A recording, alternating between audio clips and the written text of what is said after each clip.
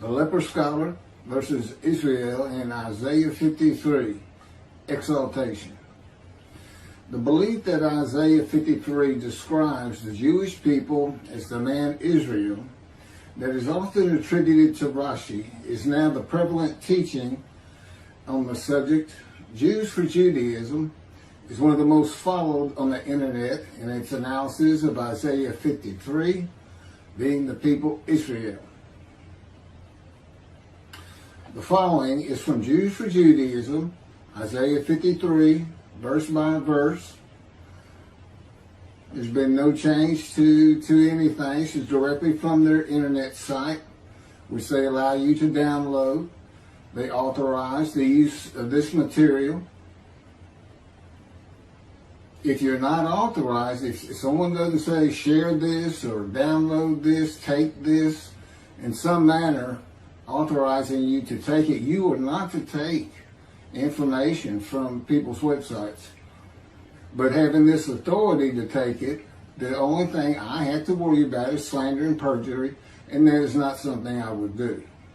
I'm a lawyer, very familiar with these things. This is in quotes.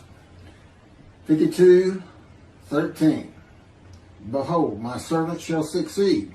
He will be exalted and become high and exceedingly lofty. The success and exaltation of God's servant is an event that the prophet sees as futuristic.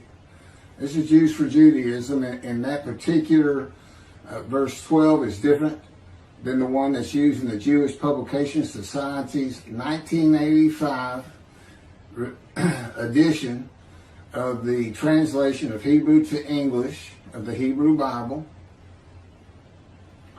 I'm not sure where it comes from.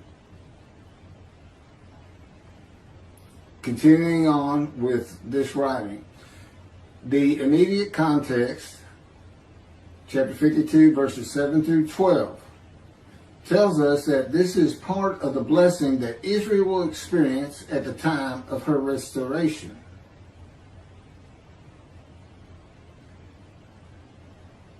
This is my commentary on that. In Isaiah 52, verses 13 through 15, a multiple verse quotation, starting at 13, ending at 15, the verses are combined.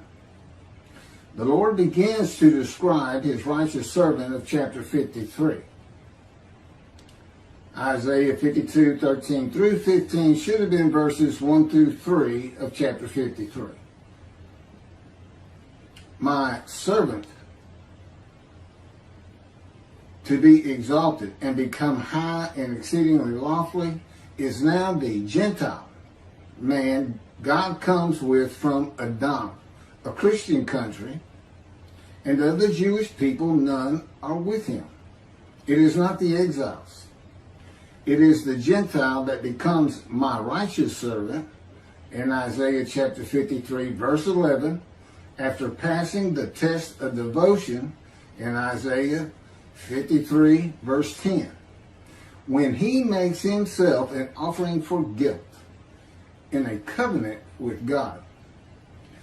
The immediate context of Isaiah 52, verses 7 through 12 is poetry and an announcement of prophecy fulfilled in the return to Judah of all 13 tribes, a remnant of each tribe, who had been deported in exile to Assyria, Babylon at one time or another.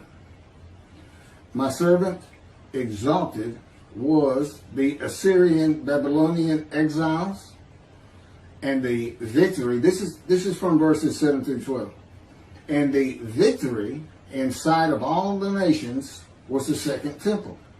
It was not a futuristic prophecy.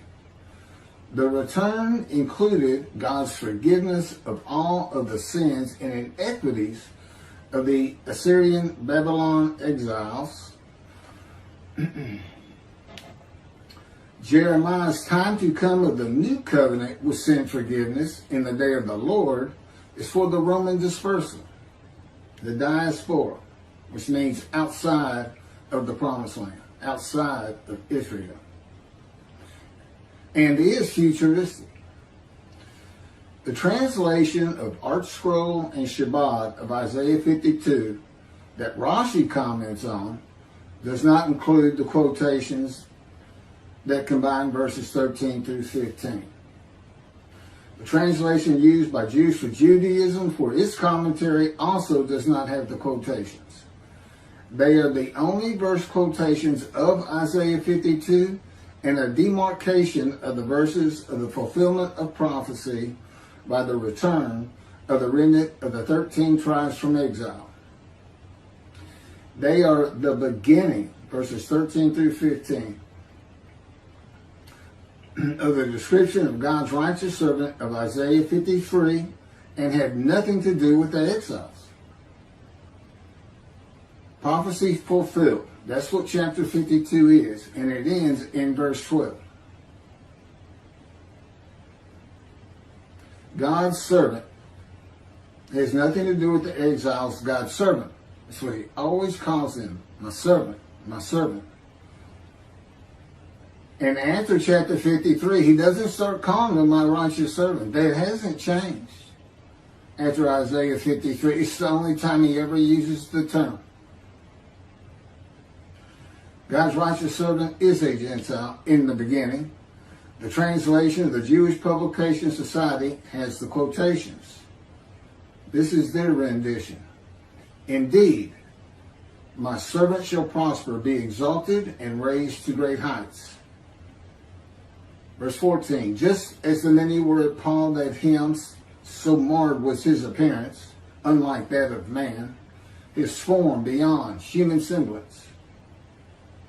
Verse 15, just so he shall startle many nations. Kings shall be silenced because of him, for they shall see what has not been told them, shall behold what they never have heard.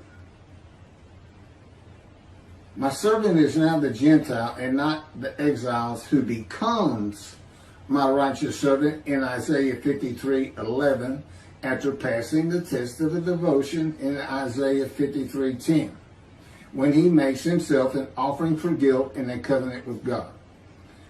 Isaiah 53 then begins with a new multiple verse quotation that is missing the quotes from the translation of Art Scroll, Shabbat, and Jews for Judaism.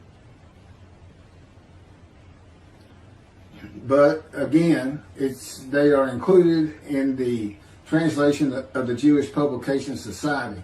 And what's interesting about their rendition is they started from scratch, a complete new translation begun in 1955. Involved were Orthodox rabbi, conservative, and reform, along with specialists in linguistics, professors, scholars from universities. It would look 55, and it's went to print in 85. So some 30 years of working on this language, and they used the oldest Hebrew Bible that we have, around 1100, I think it is. It's called the Leningrad Codex, and they just took it out, started on the first page. Now all these other renditions are generally a translation that began with the Leningrad Codex, but went through several different translators, making different changes.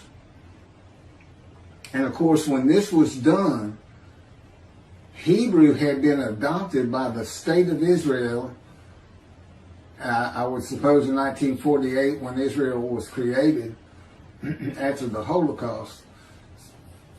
So they had a good background, you know. Here's how they read. Who can believe what we have heard? Upon whom has the arm of the Lord been revealed? For he has grown by his favor like a tree kind, like a tree trunk out of arid ground. He had no form or beauty, that we should look at him, no charm, that we should find him pleasing. He was despised, shunned by men, a man of suffering, familiar with disease, as one who hid his face from us. He was despised. We held him of no account. Yet it was our sickness that he was bearing, our suffering that he endured. We accounted him plagued, smitten, and afflicted by God. Verse 5, but he was wounded because of our sins, crushed because of our iniquities. He bore the chastisement that made us whole, and by his bruises we were healed. Verse 6, we all went astray like sheep, each going his own way, and the Lord visited upon him the guilt of all of us. Verse 10, God chose to crush him with disease that, if he would offer himself for guilt, he might receive long life and see his children. For a purpose of God that might prosper. And here they're saying the Lord visited upon him the guilt of all of us. In verse 10, God crushes him with cancer basically to make him offer himself for guilt. And he's exposed to death in verse 11 or 12. No, it's in verse 12. He's exposed to death. So this is a cancer. The Christian rendition says he's brought to grief by illness. Well, you know, if you're brought to grief and you're exposed to death, it's going to be something like cancer. The speaker is no longer God in verses 1 through 6. It's no longer God from the Isaiah 52 multiple verse quote, but is the witnesses of God's righteous servant of the Isaiah 53 multiple quote verse that follows. The witnesses, who are Jews, identify themselves as ones of the many made righteous by God's righteous servants, saying, it was our sickness that he was bearing, our suffering he endured. He was wounded because of our sins, crushed because of our iniquities. That's verse 5. He bore the chastisement that made us whole, and by his bruises we are healed. That's also verse 5. And the Lord visited upon him the guilt of us all. That's verse 6, and see offering for guilt in verse 10. That's just bringing out all these words of being punished. The quotes beginning at verse 1 and ending after verse 6 identify the speaker of verses 1 and 2 and 3 as also being witnesses made righteous by the righteous servant from the suffering he endured that they speak of. God's teaching is that no man bears the suffering of others. It is not even possible to bear the sins, wounds, chastisement, bruising, sickness, and suffering of others. No one or others can be healed or atoned for because another man or men suffer or are beaten or murdered or sacrificed. So what are these verses by the witnesses about? The sickness of the witnesses is not being righteous. That's what the whole story, it's not a song, it's what the story of Isaiah 53 is. You'll see that Jews for Judaism says these are kings of the nations of the Gentiles. You can think of them, since they're supposedly the leaders, that's the Gentiles he's talking about are the witnesses. This is about a man who God specifically crushes with disease, brings him down low to make him offer himself for the guilt, which is an emotion of the Jewish people that they feel for violating his laws, commandments, and rules. That's the sickness. It makes you sick to your stomach when you realize you're not doing well in God's ways. All the problems you have in your family, with your children, with your boss, everything, if you're sinful, if you're not following the commandments God gave you to live your life in the best way possible in this harsh world. And he knows that. Those commandments are for us. They're not, it's just his way of saying, I understand the world's harsh. I have a purpose for it. It's perfect. It's exactly what I want.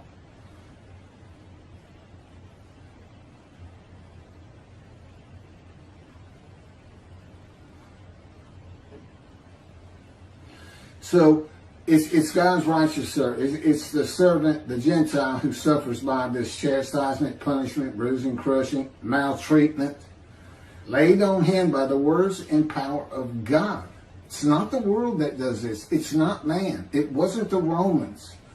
For Jews, for Judaism, it's not the way the Gentiles treated you and what you were put through with all the pogroms and the Holocaust, etc., etc. A purpose and by God's power to make him suitable for his purpose that might prosper. Now, this purpose that includes his righteous servant making the many righteous, well, that's the task of the righteous servant. That's not what God's purpose is, to make everybody righteous. No, he's trying to draw people to his prophet, to know who he is by his teachings, that God is with him as he was with Moses. Because as people come to believe who the Moshiach is, who is the man described in Isaiah 53 from chapter 11, verses 1 and 2, that the Spirit of God alights upon, according to the sages and rabbis and the Talmud, until, of course, Rashi, much later than the Talmud. And today it's outreach Judaism and Jews for Judaism that I see prevalent. I don't know that all rabbis aren't like Maimonides, Rambam, who said, Rashi's wrong. He's just flat wrong. It's too inconsistent. It doesn't fit. And Rashi, as I point out in another video, and I believe it gets pointed out in this video, is apparently known for inconsistencies. I really can't comment on that, other than I have one inconsistency that I'm talking about. But we find out what that purpose is in Malachi 3. That's the last chapter, the last time God speaks to a prophet. They say, and God stopped talking to his prophets, the Bible closes.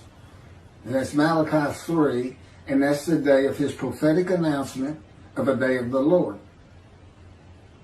Now, day of the Lord, it shows up in about 7 different other books. And it's generally thought of, and the Essenes of the Dead Sea Scrolls also thought this, and they were big followers of Isaiah, that the day of the Lord was a time when there would be a removal of evil and sinfulness in the world, and everybody would get along. The Essenes, who again wrote the Dead Sea Scrolls, they believed it was right upon them. And their founder, his very name, is the teacher of righteousness.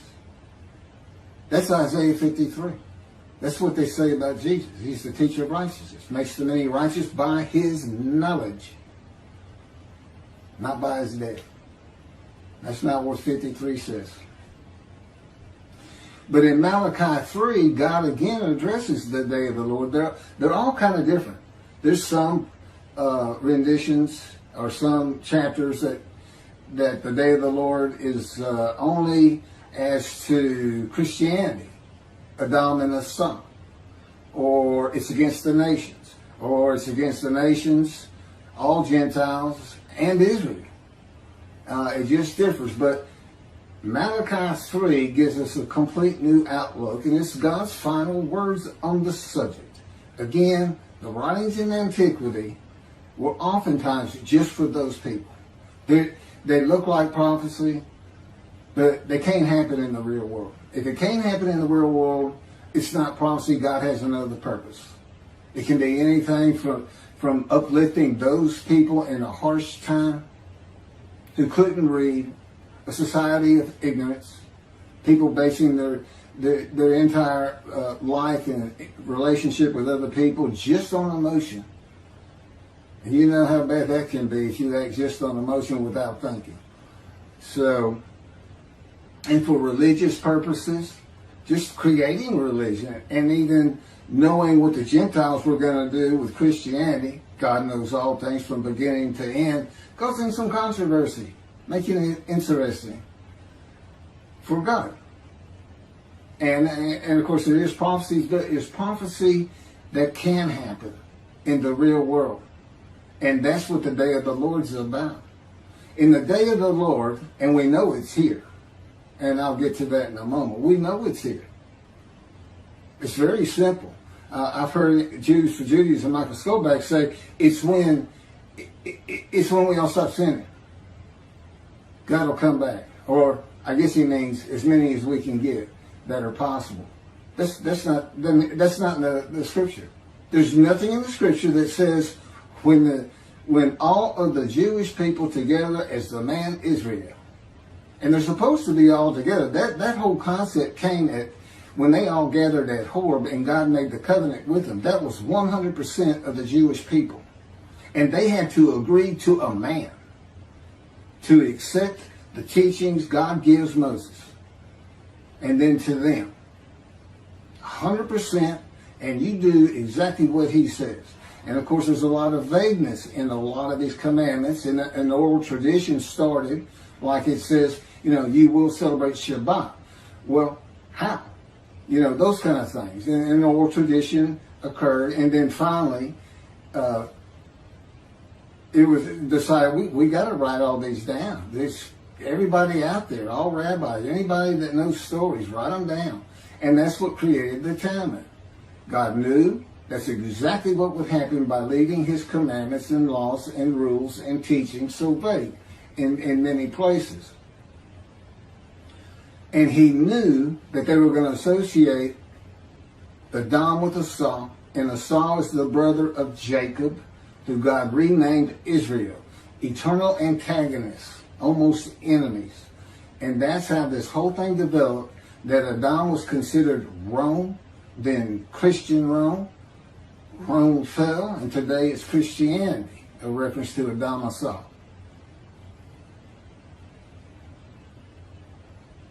So we find out what the purpose is in Malachi, first verse. God says, I'm sending my messenger to clear the way before me. Meaning he already knows there's not going to be a temple. That one's going to have to be there. He already knows. Because he comes with a covenant of friendship that says, I'm going to place my sanctuary amongst you. He knows it's not there. He knew of the Roman dispersal. He knew Rome was going to destroy it. Isaiah writes sin forgiveness for the exiles of the northern kingdom, the southern kingdom that return, all 13 tribes. And Jeremiah writes for the return of the dispersal of Rome, the diaspora, and sin forgiveness is a part of it. The purpose of God is to return to his temple. He says, I'm sending him to clear my message, to clear the way before me, and I shall return to my temple suddenly, when it's rebuilt. But he has to come before that because he's got to get a man ready. He's got to have a Moses. He's got to have a representative. He's got a man who speaks his words, writes his words, and that he can speak through. They said Moses was his veritable mouthpiece on earth. And that man is described in Isaiah 53. That's what the description is for. Even the sages knew you had to have a description. They see chapter 11, a descendant of David is going to come. And they've only got one description. And they say, well, that sure doesn't look like King David. This man is suffering, familiar with disease that is shunned and despised. Accounted plagued and afflicted by God. That doesn't sound like him, but that's got to be him. And that's exactly what they had written. And that's what's in the Talmud. And that, of course, is what Rashi disagreed with.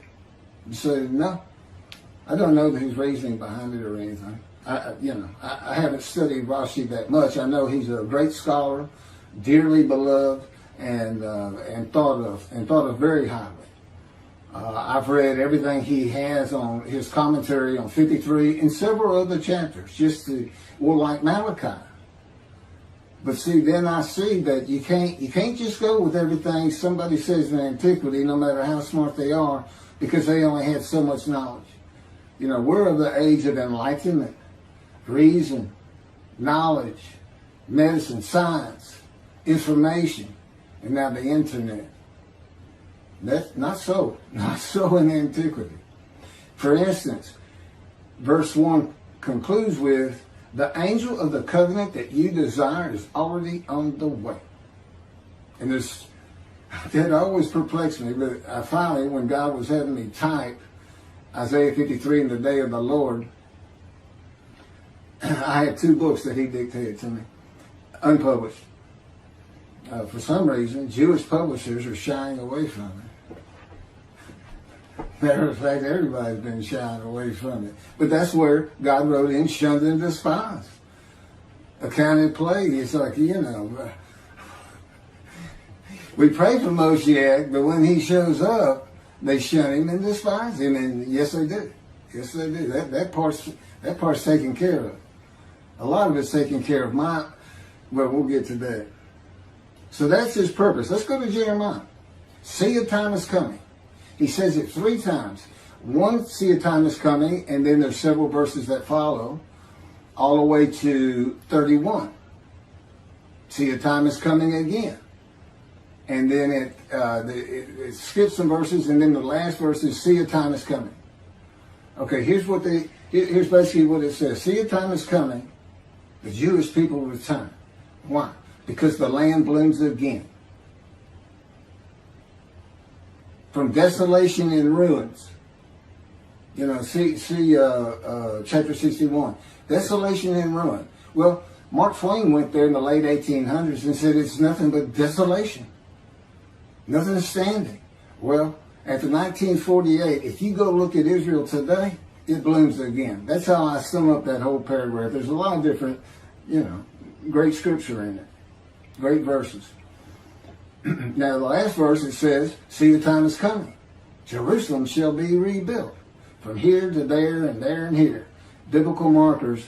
And there's no question, it's almost impossible to identify them.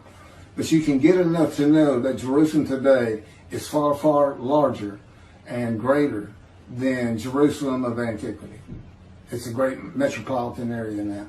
So there it is. See, a time is coming. Land blooms again. See, a time is coming. The ruined cities are restored and Jerusalem is rebuilt. And that's simply the Jews have returned. God says, when y'all return, I'll come back. That's all it is. He doesn't say everybody's got to be sinless. He doesn't say everybody's got to perform a certain amount of mitzvahs or anything else. He says, believe me, I know y'all. I know you like the back of my hand. I know there's always going to be sinners among you. I know he tells us in Malachi that many of you will never heed me. And that's with the covenant of sin forgiveness at hand. And he's saying, I know. But when I made the announcement that I was going to forgive your sins and that would cause Torah written on your heart and everyone would heed me, that's what you would expect. But we know better.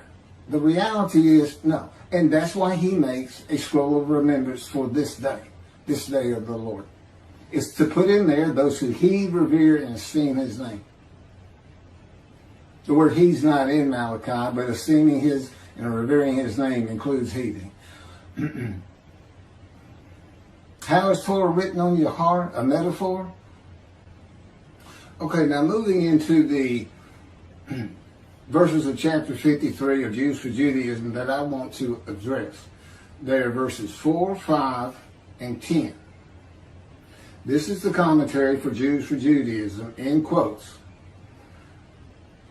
It's called Jews for Judaism, Isaiah 53, verse by verse. Verse 4. But in truth, it was our ills that he bore and our pains that he carried. But we had regarded him diseased, stricken by God, and afflicted. The kings now realize that their spiritual assessment of the servant was completely backward. During the time of the servant's lowliness, those who knew him believed that his constant affliction proves that he is spiritually deformed. Otherwise, why would this nation be singled out for God's wrath over any other? But now, this is all due for Judaism. But now, with the servant's exaltation, they realized that the servant was not more wicked than them, but more righteous. So the Gentile nations in the, end times, the time of the Messianic era when David comes, this time of great change in the world, their assessment of the servant is reversed because they come to a true understanding of God's plans. So 2 billion Christians, 2 billion Muslims are going to say, the Christians are going to say, well, there's no Jesus. Who are we thinking? The Jews have been right all along. And all the Muslims doing the same thing regarding Allah. Allah means God, but it's a totally different God from the God of Israel. With the restoration of Israel and God's glory coming to dwell in the Jerusalem temple, the nations of the world will experience true sanctity and a real connection to God. Personally, I believe the nations aren't going to be happy at all with the Jewish people saying, our Moshiach is here and we're building a temple because God is with him. I don't think they're going to be real happy with the Jews. That may cause the ingathering that's always talked about and send plenty back to Jerusalem, as opposed to peace and harmony among all nations. That is part of the exaltation, the Messianic era. They will realize, this is the Gentiles still, or it's the kings, and as I said, they're Gentiles and they're the leaders. So when I read kings, I see Gentiles. And of course, as I have pointed out, that's not the witnesses. That's not who's talking in verse 4. That's not who's talking. It's the people who are made righteous. They're sick. And what's the story of 53 about? It's about a man who becomes the righteous servant of God. And these people are righteous. So what's their problem? They're sick because they're not righteous. What does God do? Well, we're going to find out, because the key to all that is Ezekiel. It's in there. He went through this, what happens in 53, this story, he goes through this wounding, this chastisement, punishment. Okay, it's not wounding. That's the only one that's left out. Bruising and crushing. And God tells us why he's doing it to him. It's to make him suitable for God's purpose. Ezekiel has a furious spirit. I'll get to all this. Or I've gotten to it in other videos. I don't know. God will take care of that.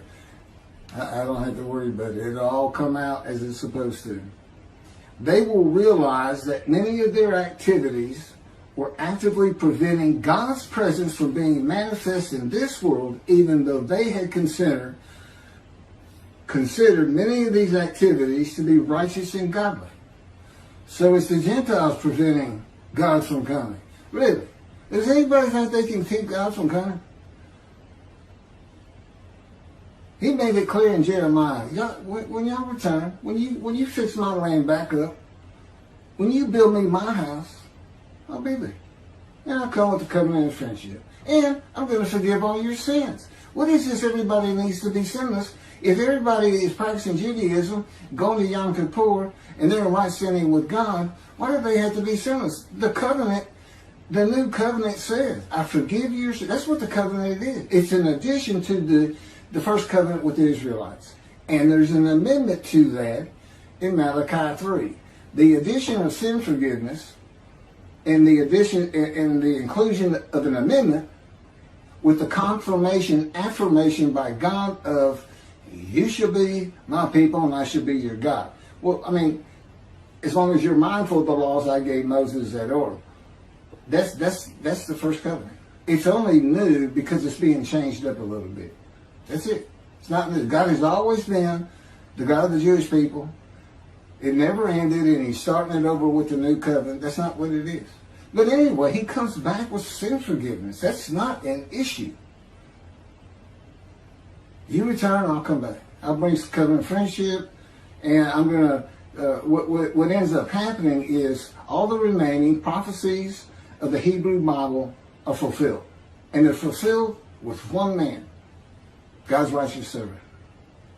Because he has the abilities and capabilities of those who are coming, those who have been prophesied to come, that don't have a description. You got 4 men coming, and only one description, the description of the righteous servant. Elijah's coming. He sends him in Malachi 3.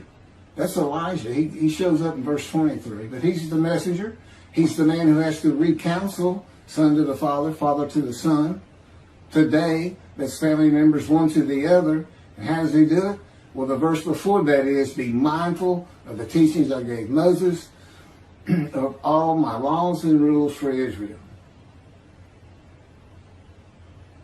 Is that so Elijah's purpose is the same as the righteous servant. Make them righteous. Bring them back to Judaism. Well, that's what the righteous servant has to do. That's how he's going to make them righteous, and he's going to convince them because, one, they're sin-free. It says make them any righteous. Well, they're sin-free, but they have to know. It has to be announced. How do you announce a covenant? Well, how'd you get the first covenant, Jewish people? Moses. God talked to a man, and he gave it to you. And as one man Israel, you accepted it.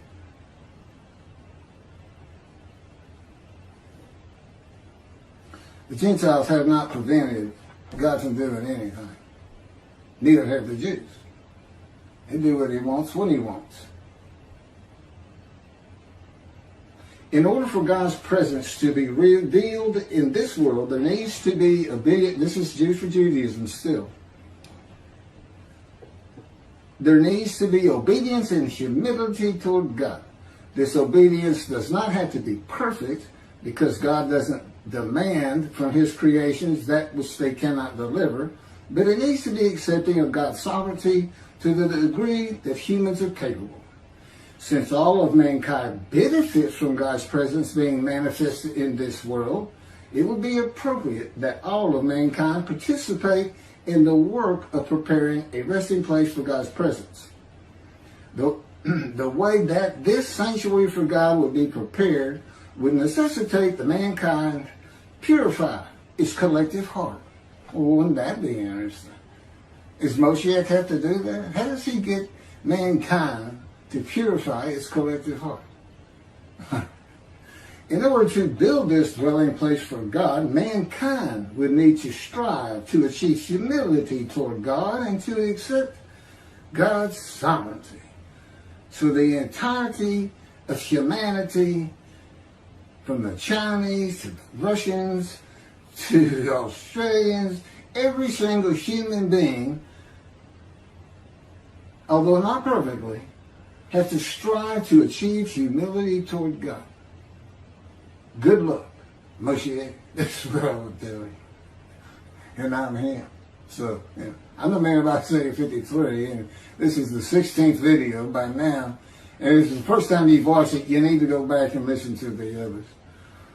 And the witnesses are the Jewish people. They're the witnesses who need to be made righteous. That's why they're sick. That's why they're in verses 1 through 6 in quotes. That's what this story's about. Now, what are all these words for? What's all this punishment and everything else? Well, we're going to find that in Ezekiel. It makes it real clear. So, purifying the hearts of the world. Okay.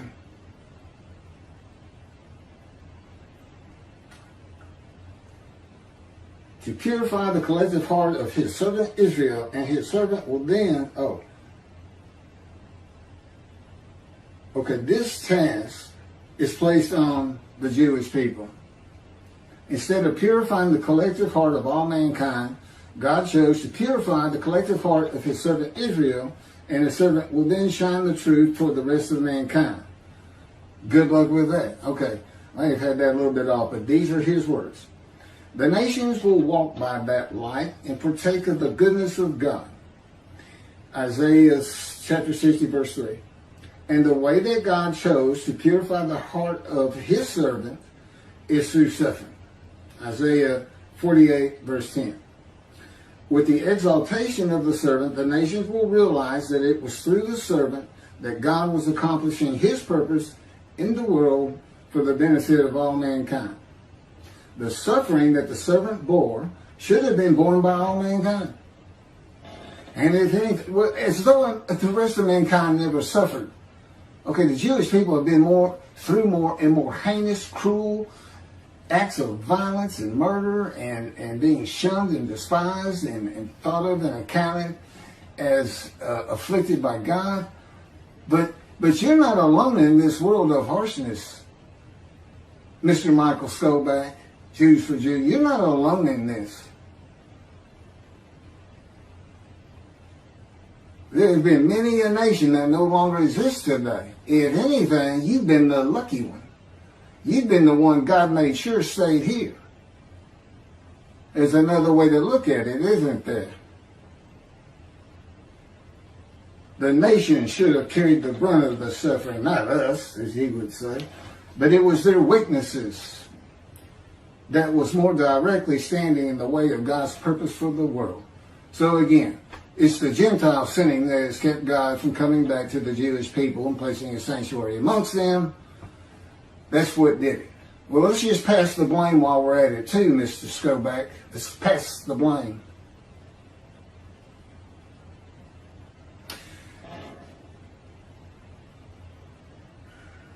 Isaiah 53, this is what it describes. This is what we're looking for. Put it all together. A man that God does not like. A sinner whose life is full of bad events, sickness, and suffering. God's righteous servant will have had persistent hardships and troubles, severely injured, and have been grievously affected, especially by disease. None of which at all of the Jewish people at one time. Again, they had to be gathered as one to be called the man Israel. And all of these things would have to apply to all of them at one time. It's never happened. Any more than at one time they had been plagued with disease by God that they would offer themselves for guilt. It's never happened. And quite frankly, it can't happen. You can't gather every Jew today. You think you can if you think you can convince all of humanity to say the Jew has been right about God all along, then I suppose you think you can gather all the Jews of the world and collectively offer yourselves for guilt. But let me tell you what you go through. It's what Ezekiel went through, and he got pinned to the ground, tied with the cords of God's power with his hands behind his back, laying on one side for 360 days, facing Jerusalem. And then he got the flip for the sins of the house of Israel. Their punishment that you will bear, he tells him. And then he gets to flip over for 40 years on the right side for the punishment of the house of Israel. The punishment is clearly for their sins. It's what they're in exile for. So it's not vicarious suffering. He's just saying you're going to suffer like they did to the extent I can get it from you. Because it's going to change you, Ezekiel, is what he would have told him.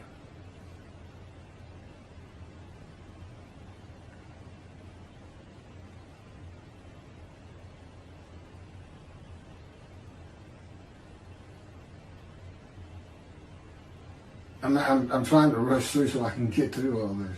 I'm trying to pass a few things up.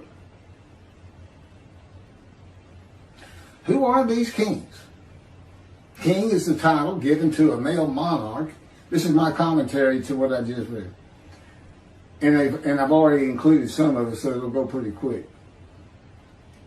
Is the title given to a male monarch in a variety of contexts. A monarch is a sovereign head of state in monarchy. A monarchy is a form of government which a natural person is head of state until death or abdication. The witnesses of the many made righteous by God's righteous servant, not kings who are silenced or startled in chapters 52, 13 through 15. Jews for Judaism does not address the part of the verse that says, but we had regarded him diseased. Again, it has to be all Jews at one time. When were the Jews, even by the Gentiles, regarded as disease? No, sure, you can be ugly and say nasty things and say, oh, the Jews is like the disease, what, but they haven't been. This is not perceptions. This is not how people think about you. This is a description of a real man, God's representative, his prophet like Moses, that he prophesied in Deuteronomy. And we think the Orthodox knows about him. Now, why is it so difficult? Why does everybody got to be saying this? Is it because you're religious? I think so. Well, God chose an atheist, a Gentile. The arid land in verse 2, that's Christianity. He comes from Edom. He comes from a Christian land. And of the Jews, no people are with him. It's so easy to figure out. See, a time is coming, the land blooms again. See, a time is coming, Jerusalem's rebuilt. Then I will make a covenant with you. Okay, covenant's here. How do we know? Well, you got to have a spokesperson, don't you? God does. You got to have a prophet like Moses. Oh, yeah, Deuteronomy's going to send a guy back. Wonder what he looks like. How do we identify him? Because I'm not going to believe anybody if I don't have a description. Hey, wait a minute. Here's the description. This is what the sages said. It said Moshiach, the anointed one from chapter 11, will be described here. That's how we find him. Well, he's here. He's got to be here. The covenant's here. Let's find him. It's like y'all think he's going to come back, Jews for Judaism, outreach Judaism, I heard somebody asked Toby, God had me listen to it, on the radio, and somebody called in and said, how do we know Moshiach's here? Here's his answer. I'll throw up the window and look out, and Torah will be written on every heart. No, you go to Jeremiah. The land blooms again. I don't know how you look at everybody. You can see Torah written on the heart. I guess everybody's going to synagogue. But you return, I'll return. I will put my sanctuary amongst you. You're all sins forgiven. I know many of you that won't matter a bit. I'm writing a scroll of remembrance for that day. Bring Elijah. He's going to try. He's got the same purposes as the righteous servant. So already, who is he? Well, we got this is what's unfulfilled. 4 men to come, 2 prophecies to covenants to come. David, at his arrival, God makes the grant of his friendship covenant. So that's with David. He needs to announce that. And Elijah is the messenger. What's he the messenger of? New covenant. Who's the only man taken to heaven? Elijah, specifically in the Hebrew Bible. And God sends him back. You got to ask yourself, why? Because he can talk to the angel. Right? Give me the covenant. Okay, I'm going to go announce it now. Where's the description of him? He's got the same purpose as the purpose of the man in Isaiah 53. If it describes anybody, it's going to describe Elijah by purpose far greater than it's going to describe Jesus Christ. Doesn't fit a single verse except the last one, the one that says he's a sinner. There's so many lies by him in that book, New Testament. I've got a video on it. Doubt me? Go look at it. Go look at what the verses really say. Go look at what happens when Jesus says, all the prophets say of me, I'll ride this ass into Jerusalem, and the Gentiles will spit on me, mock me, scourge me, kill me, and I shall rise on the 3rd day. All the prophets, huh? Well, I got 20. In your Old Testament, the Hebrew Bible, not one says that. No one ever says that anywhere, even in biblical scripture, supposedly, that wasn't canonized. But there is one, Zechariah. I believe it's chapter 9, verses 9 and 10. It's definitely verses 9 and 10. The Messiah will ride an ass into Jerusalem, which just means he's humble. I'm going to go to Jerusalem, and I'm not riding an ass in to fulfill this verse, but I will be humble. God's making sure of that. As part of this process of being made suitable, where all those big, heinous words are listed: punished, chastisement, maltreatment, taken from society, cut off from the land of the living, is what it says. Well, so was Ezekiel. But I'm going to get to Ezekiel. Who are these kings?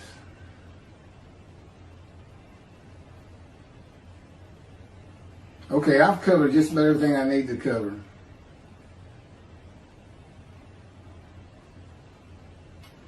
So So I'm going to go to Isaiah 53:10.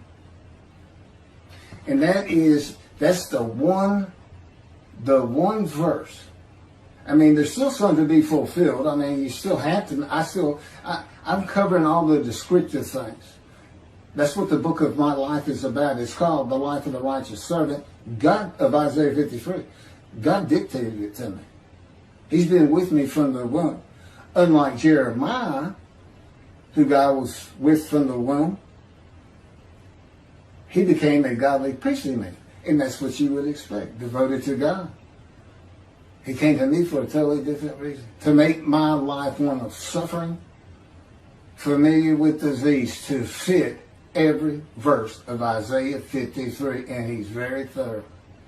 He's very thorough. Now, he didn't speak to me until I was 50 years old, 7 years after they removed a tumor from my colon that should have killed me, that metastasized and spread into lung cancer. And I was given no more than a month and a half to live. I mean, that's how they made it sound. I said, well, what does all that mean? They're showing me pictures of my lungs with all these white spots, telling me that's cancer.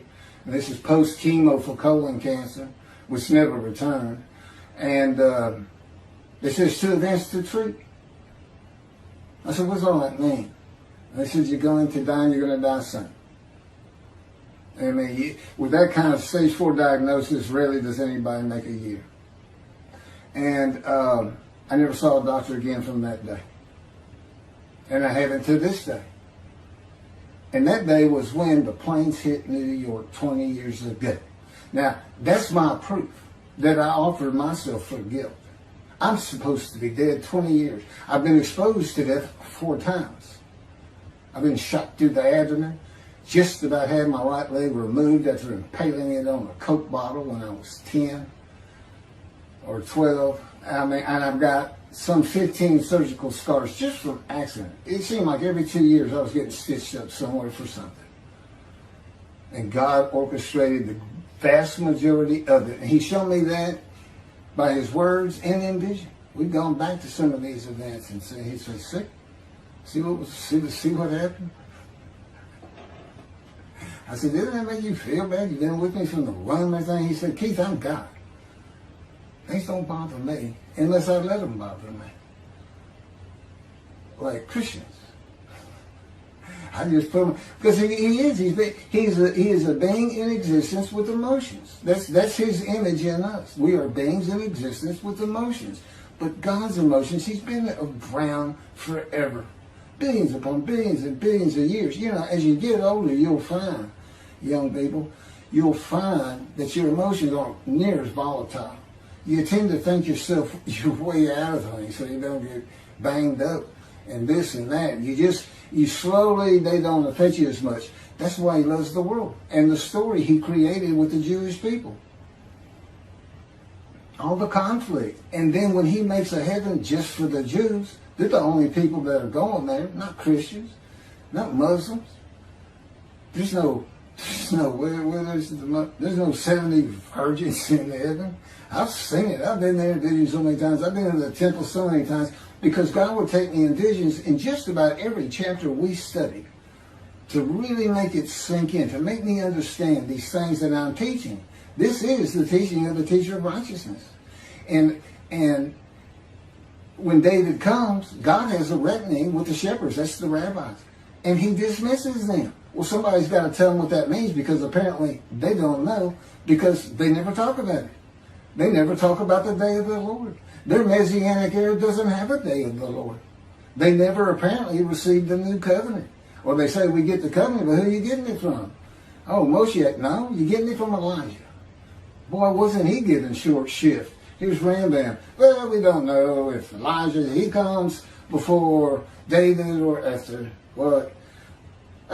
We should study Torah and not worry of such things. It's too confusing from the prophets. Well, no, it's not. It's real easy. Return from the land of after the land's been desolate, make it bloom. God comes back, puts a sanctuary there.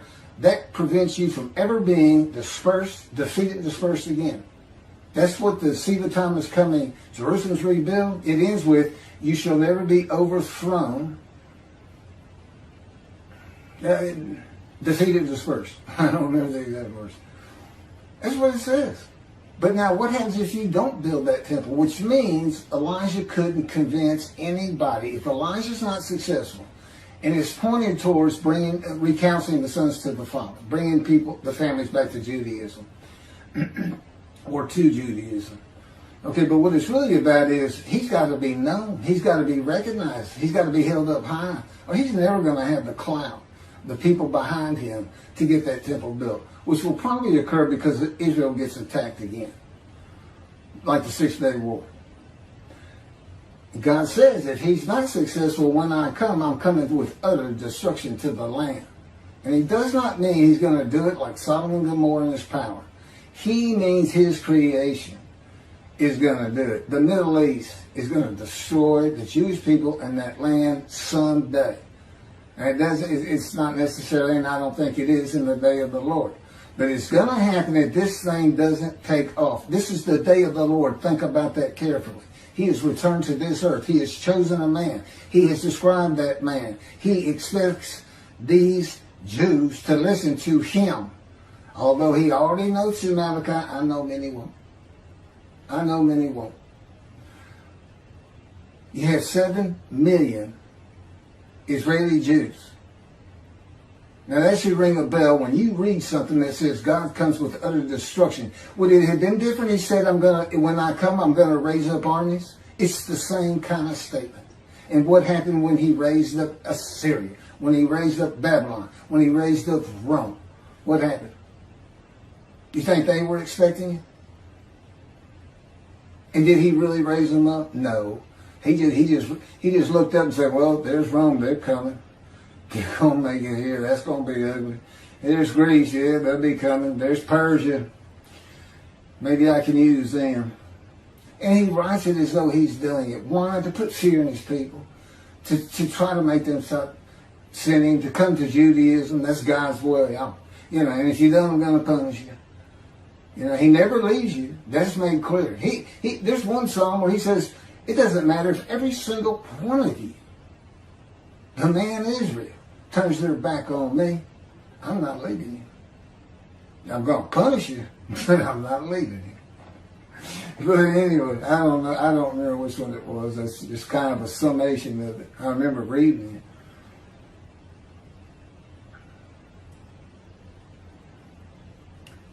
Isaiah 53:10. He doesn't really address it. He says it has to do with how the kings look at the Jews.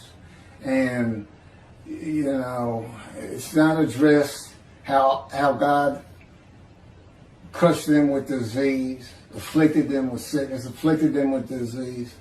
With me, he not only afflicted me with disease, he disfigured me. He said, I touched you in the womb. That's why you don't have a right breast and you have a short shoulder and a withered arm. He said, that's just to be part of 53. The cancer you got, you know what that's for? It's not to make you offer yourself for guilt. I didn't crush Ezekiel. We just seized him. Jesus said, the Spirit seized me. A spirit lit upon me and entered me, and I could hear God speak. Couldn't hear him speak before the Spirit entered him in that verse. Okay, that's because God's in his angel. There's a video on that. That's something the Jewish people don't know about. I have a wealth of knowledge the Jews don't know, and they shun and despise me. I send emails. God had me send emails to Toby Singer. You want to argue about Isaiah 53? Let's go.